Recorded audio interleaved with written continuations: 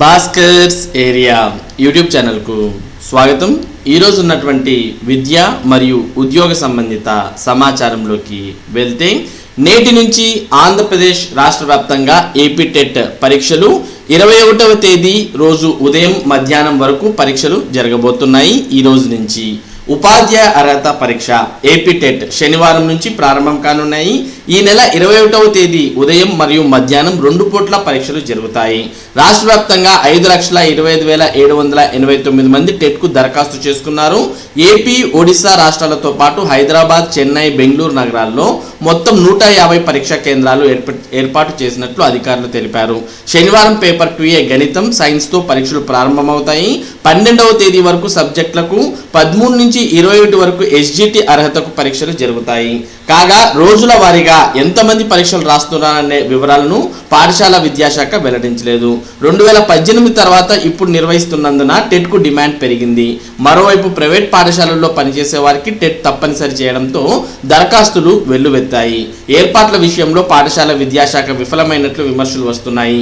వేలాది మంది పక్క రాష్ట్రాలకు వెళ్లి పరీక్షలు రాయాల్సిన పరిస్థితి ఏర్పడిందని అభ్యర్థులు ఆందోళన వ్యక్తం చేస్తున్నారు. కాగా రాష్ట్రాల్లో పరీక్షా కేంద్రాల్లో ఖాళీలున్నాయని పాఠశాల విద్యాశాఖ ప్రకటించిన రోజున కూడా ఆన్లైన్లో ఒక్క కేంద్రం కూడా చూపించలేదు. ఇది సాంకేతిక సమస్య కావచ్చని భావించగా దాన్ని గుర్తించడంలోనూ శాఖ విఫలమైంది. మొత్తానికి ఏపీ టెట్ పరీక్షలు ఈ రోజు నుంచి ప్రారంభమై ఈ నెల 21వ తేదీ వరకు పరీక్షలు అనేవి జరగబోతున్నాయి. ఇక మోడల్ స్కూల్స్ లో 282 టీచింగ్ పోస్టులకు నోటిఫికేషన్, 71 TGT, 211 PGT పోస్టుల భర్తీకి గ్రీన్ సిగ్నల్. కాంట్రాక్ట్ పద్ధతిలో నియామకాలు ఈ నెల 8 నుంచి 17 వరకు దరఖాస్తులు. ఆగస్టు 30 నుంచి టీచింగ్ డెమో షెడ్యూల్ ఇలా. ఆన్లైన్ దరఖాస్తులకు గడువు ఆగస్టు 8 నుంచి 17 వరకు. ప్రాథమిక సీనియారిటీ జాబితా ప్రకటన ఆగస్టు 23న. అభ్యంతరాల స్వీకరణ ఆగస్టు 24-25న. అభ్యంతరాల పరిష్కారం ఆగస్టు 26-27. జోన్ల వారి ఇంటర్వ్యూలకు ఎంపిక జాబితా August 29. Teaching communication skills demo August 30, September 1. Final ఎంపిక జాబితా సెప్టెంబర్ 5న. వెబ్ కౌన్సిలింగ్ సెప్టెంబర్ 8న. జాయినింగ్ తేదీ సెప్టెంబర్ 9న.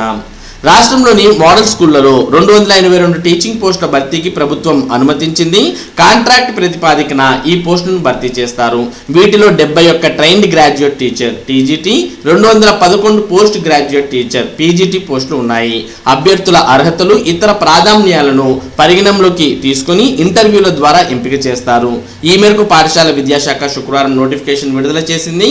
జోన్, కమ్యూనిటీ, రిజర్వేషన్ల వారీగా అభ్యర్థులను ఎంపిక చేస్తారు. జోన్ల వారీగా సెలక్షన్ కమిటీల ఆధ్వర్యంలో నియామకాలు జరుగుతాయి. TGT పోస్టులకు జోన్ 1లో 17, జోన్ 3లో 23, జోన్ 4లో 31 ఉండగా PGT పోస్టులకు జోన్ 1లో 33, జోన్ 2లో 4, జోన్ 3లో 50, జోన్ 4లో 124 ఉన్నాయి. అభ్యర్థులు ఆన్లైన్ దరఖాస్తులను https://csc.ap.gov.in అనే వెబ్సైట్ ద్వారా సమర్పించాలి. ఇటీవల passport size photo, specimen signature scan కాపీలను స్పష్టంగా కనిపించేలా అప్లోడ్ చేయాలి. అభ్యర్థులకు 18 నుంచి 44 ఏళ్ల లోపు వయసు ఉండాలి. SC, ST, BC, EWS అభ్యర్థులకు గరిష్ట వయోపరిమితి 49 ఏళ్లు, దివ్యాంగులకు 54 ఏళ్ల వరకు మరి సడలింపు ఉంటుంది. PGT పోస్టులకు 2 ఏళ్ల మాస్టర్ డిగ్రీతో పాటు 50% మార్కులు సాధించి ఉండాలి. సంబంధిత సబ్జెక్ట్ మెథడాలజీలో BEd కోర్సు పూర్తి చేసి ఉండాలి. PGT కామర్స్ పోస్టులకు MCOM అప్లైడ్ బిజినెస్ ఎకనామిక్స్ చేసిన వారు అర్హులు కారు. TGT పోస్టులకు సంబంధిత సబ్జెక్టులలో 4 ఏళ్ల డిగ్రీ కోర్సులు లేదా UGC గుర్తింపు ఉన్న కాలేజీల్లో డిగ్రీ కోర్సు పూర్తి చేసి 50% మార్కులు సాధించి ఉండాలి. సంబంధిత సబ్జెక్టులలో BEd తదితర ప్రొఫెషనల్ కోర్సుల్లో ఉత్తీర్ణులై ఉండాలి. అర్హతలు, వెయిటేజీకి సంబంధించి పూర్తి సమాచారాన్ని పాఠశాల విద్యాశాఖ నోటిఫికేషన్లో పొందుపరిచింది. ఎంపికల అనంతరం నిబంధనల ప్రకారం అభ్యర్థులు నిర్ణీత కాంట్రాక్ట్ ఒప్పందాలను పూర్తి చేశాక నియామకాలు పొందుతారు. ఎప్పుడైనా DSC ద్వారా రెగ్యులర్ టీచర్ల నియామకమైతే వీరి కాంట్రాక్ట్ ఆటోమేటిక్గా రద్దవుతుంది అనే విషయాన్ని గుర్తుపెట్టుకోవాలి. మరి ఇది మోడల్ స్కూల్స్లో 282 టీచింగ్ పోస్టులకు సంబంధించినటువంటి సమాచారం. 5వ తేదీ వచ్చిన ఉద్యోగులకు అందని జీతాలు, ప్రభుత్వ ఉద్యోగుల సమస్యలపై సామాజిక మాధ్యమాల్లో గలం. చాలా మంది రాష్ట్ర ప్రభుత్వ ఉద్యోగులకు 5వ తేదీ వచ్చినా ఇంకా జీతాలు అందలేదు. పెన్షనర్లు, కొందరు ఉద్యోగులు నెల నెలా కొనుక్కోవాల్సిన మందుల కోసం అల్లాడాల్సిన పరిస్థితి ఏర్పడింది. దీంతో ఉద్యోగులు సామాజిక మాధ్యమాల్లో పోస్టులు పెడుతూ తమ అసహనం వ్యక్తం చేస్తున్నారు. అయ్యా నాకు ఇంకా జీతం పడలేదు, వేసి పుణ్యం కట్టుకోండి అయ్యా, ఈఎంఐ డేట్స్ దాటేశాయి అంటూ మరి. అలాగే శ్రావణ శుక్రవారం వరలక్ష్మి వ్రతానికి అందని జీతాలు, 5వ తేదీ ముగుస్తున్న జీతాల విషయం అడగని ఉద్యోగ ఉపాధ్యాయ వర్గాలు అంటూ పోస్టులు పెడుతున్నారు. దాదాపు సగం మంది ఉద్యోగులకు వేతనాలు రావాల్సి ఉంటుందని ఉద్యోగ సంఘాలు పేర్కొంటున్నాయి. జీతం చెల్లింపులో జాప్యంపై ఐక్య ఉపాధ్యాయ సంఘం యూటీఎఫ్ నిరసన తెలిపింది. ఉద్యోగులు, ఉపాధ్యాయులు, పెన్షనర్లను ప్రభుత్వం తీవ్ర వేదనకు గురి చేస్తోందని, కారణాలు ఏవైనా పనిచేసిన ఉద్యోగులకు 1వ తేదీన జీతాలు ఇవ్వాలని డిమాండ్ చేసింది. టీచర్లకు పదోన్నతులు, 8,000కు పైగా ఎస్జిటిలకు స్కూల్ అసిస్టెంట్లుగా అవకాశం, 1000 మంది స్కూల్ అసిస్టెంట్లకు గ్రేడ్ 2 హెచ్ఎంలుగా ప్రమోషన్లు, సబ్జెక్ట్ టీచర్ల కాన్సెప్ట్ అమలు కోసమే పెద్ద ఎత్తున పదోన్నతులు. విధి విధానాలు విడుదల చేసిన పాఠశాల విద్యాశాఖ. పునాది స్థాయి నుంచే అత్యుత్తమ ప్రమాణాలతో నూతన విద్యా విధానానికి శ్రీకారం చుట్టి 3వ తరగతి నుంచే సబ్జెక్ట్ టీచర్లను నియమిస్తున్న రాష్ట్ర ప్రభుత్వం అందుకు అనుగుణంగా పెద్ద సంఖ్యలో స్కూల్ అసిస్టెంట్ పోస్టులను అందుబాటులోకి తెస్తోంది. 3 నుంచి 10వ తరగతి వరకు ఉండే హై స్కూళ్లలో సబ్జెక్ట్ టీచర్ల నియామకం కోసం 8,000కు పైగా పోస్టులను అప్గ్రేడ్ చేసి ఎస్జిటిలకు స్కూల్ అసిస్టెంట్లుగా పదోన్నతి కల్పించనుంది. 3వ తరగతి నుంచి 7 లేదా 8వ తరగతి వరకు ఉండే ప్రీ హై స్కూళ్లలో విద్యార్థులు నిర్ణీత సంఖ్యకు మించి ఉంటే వాటిలోనూ సబ్జెక్ట్ టీచర్లుగా స్కూల్ అసిస్టెంట్లను నియమిస్తారు. ప్రీ హై స్కూళ్లలో హెడ్ మాస్టర్ల నియామకం కోసం 1000 వరకు స్కూల్ అసిస్టెంట్ పోస్టులకు గ్రేడ్ 2 హెచ్ఎం పోస్టులుగా అప్గ్రేడ్ చేస్తున్నారు. సీనియారిటీ ప్రతిపాదికన ఎస్ఏలకు వీటిలో పదోన్నతి కల్పిస్తారు. ఈ మేరకు పదోన్నతుల విధి విధానాలను పాఠశాల విద్యాశాఖ జాయింట్ డైరెక్టర్ మువ్వా రామలింగం శుక్రవారం సర్క్యులర్ రూపంలో విడుదల చేశారు.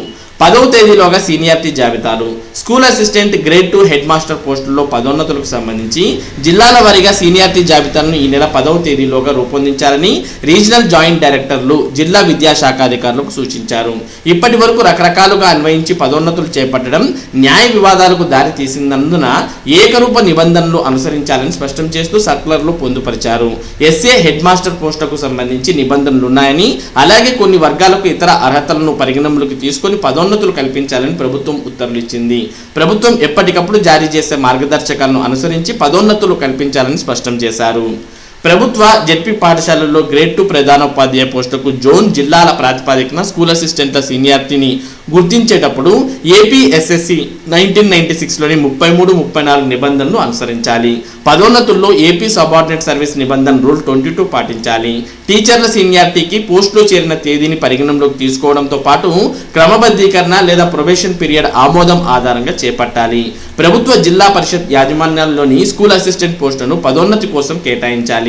వీటిలో 1/3 వంతు పోస్టు డైరెక్ట్ రిక్రూట్మెంట్ కోసం మినహాయించాలి. ప్రమోషన్ ఉత్తర్వులు అందిన తేదీ నుంచి 15 రోజుల్లోగా కొత్త పోస్టులు చేరాలి. గతంలో పదోన్నతి వదులుకున్న టీచర్లు జీవో 145 నిబంధనల ప్రకారం పదోన్నతులకు పరిగణిస్తారు. కొత్త జిల్లాల ప్రతిపాదకన కాకుండా పాత జిల్లాల ప్రతిపాదకన సీనియారిటీ జాబితాలు రూపొందించాలి. ఆగస్టు 10వ తేదీలోగా దీన్ని పూర్తి చేయాలి. ఇక 1వ తేదీలోపు ఇంటర్మీడియట్ అడ్మిషన్లు పూర్తి చేయండి. ఇంటర్మీడియట్ అడ్మిషన్ల ప్రక్రియ సెప్టెంబర్ 1వ తేదీ నాటికి ముగుస్తోందని ఇంటర్మీడియట్ విద్యామండలి సెక్రటరీ ఎంఈ శేషగిరి బాబు తెలిపారు. 2వ దశ అడ్మిషన్ల ప్రక్రియ ఈ నెల 8వ తేదీన ప్రారంభించనున్నట్లు చెప్పారు. 2022-23 విద్యా సంవత్సరానికి సంబంధించి విద్యార్థుల నమోదులో ప్రత్యేక శ్రద్ధ వహించాలని సూచించారు. ప్రభుత్వ, private, aided, private unaided, AP residential, tribal welfare, residential కళాశాలల యాజమాన్యాలు అడ్మిషన్ల షెడ్యూల్ విషయంలో నిబంధనలు పాటించాలని అన్నారు. 29న జేఈఈ అడ్వాన్స్డ్ పరీక్ష. రేపటి నుంచి జేఈఈ అడ్వాన్స్డ్ రిజిస్ట్రేషన్లు. జేఈఈ అడ్వాన్స్డ్ కోసం రేపటి నుంచి ఈ నెల 11వ తేదీ వరకు దరఖాస్తు ప్రక్రియ ప్రారంభం కానుంది. ఈ నెల 29వ తేదీన 2వ సెషన్లో ఐఐటి బాంబే జేఈఈ అడ్వాన్స్డ్ నిర్వహించనుంది. ఈ నెల 23 నుంచి 28 వరకు అడ్మిట్ కార్డులు వెబ్సైట్లో అందుబాటులో ఉంచనున్నారు. జేఈఈ మెయిన్ 1 ఫలితాలు ఇప్పటికే విడుదలయ్యాయి. మెయిన్ 2 ఫలితాలు ఇంకా విడుదల కావాల్సి ఉంది. ఈ ఫలితాలు వెలువడ్డాక జేఈఈ అడ్వాన్స్డ్కు హాజరయ్యే అవకాశాన్ని అభ్యర్థులకు నేషనల్ టెస్టింగ్ ఏజెన్సీ కల్పించనుంది. మెయిన్ 2 ఫలితాలు వచ్చే నెల 11న విడుదలయ్యే అవకాశం ఉంది. ఇక అగ్రి యూజీ కోర్సుల్లో ప్రవేశాలకు దరఖాస్తుల ఆహ్వానం. ఆచార్య ఎన్జి రంగా వ్యవసాయ విశ్వవిద్యాలయంలో 2022-23 విద్యా సంవత్సరానికి అగ్రి డిగ్రీ కోర్సులు food technology, BiPC, MPC agricultural engineering, MPC రైతు కోట, కమ్యూనిటీ సైన్స్ లో ప్రవేశాలకు అభ్యర్థుల నుంచి దరఖాస్తులు ఆహ్వానిస్తున్నట్లు వర్సిటీ రిజిస్టర్ జి రామారావు శుక్రవారం ఒక ప్రకటనలో తెలిపారు. https://www.angrau.auc.in వెబ్సైట్ నుంచి దరఖాస్తులు డౌన్లోడ్ చేసుకుని ఈ నెల 16 లోపు పూర్తి చేసి పంపాలని అన్నారు. బీఎస్సీ అగ్రికల్చర్ కోర్సుకు ఇంటర్ మార్కులతో ఎన్ఆర్ఐ స్పాన్సర్డ్ కోటా కింద దరఖాస్తు చేయడానికి ఈ నెల 25 లోపు వాటిని పంపాలని కోరారు. ఇతర వివరాలకు వెబ్సైట్ని చూడాలని సూచించారు.